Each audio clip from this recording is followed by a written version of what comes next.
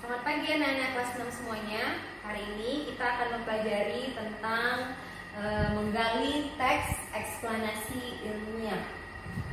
Teks eksplanasi ilmiah adalah teks yang berisi penjelasan mengenai suatu proses yang berkaitan dengan sains atau ilmu pengetahuan.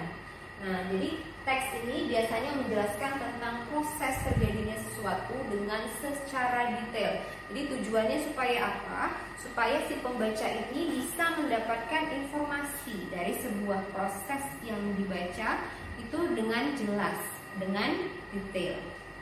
Kemudian di sini ada contoh judul teks eksplanasi.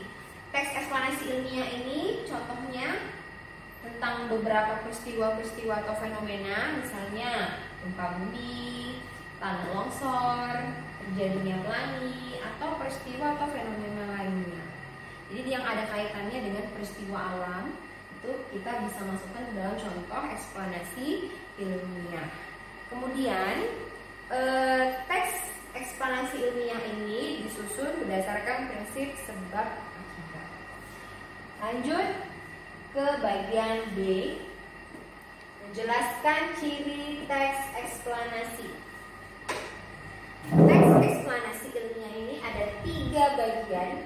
Yang pertama kita sebut bagian pernyataan umum. Pernyataan umum kita sebut dengan bagian pembuka. Nah, bagian pembuka ini biasanya dia menjelaskan tentang informasi yang sifatnya singkat, ya, seperti topik yang akan dibahas, tapi sifatnya harus singkat. Kemudian bagian yang kedua kita sebut dengan deretan penjelas. Deretan penjelas di sini kita sebut dengan bagian isi.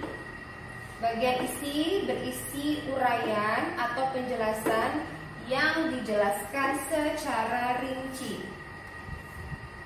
Di bagian sebelumnya di pernyataan umum, kemudian nanti dijelaskan secara jelas di bagian penjelas ini, atau di bagian deretan penjelas. Oke.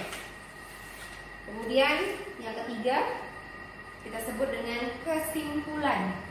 Kesimpulan atau bagian penutup itu berisi pendapat singkat penulis. Jadi si penulis di sini memberikan pendapatnya tentang topik yang akan disampaikan di bagian sebelumnya, itu di bagian deretan penjelas dan pernyataan umum.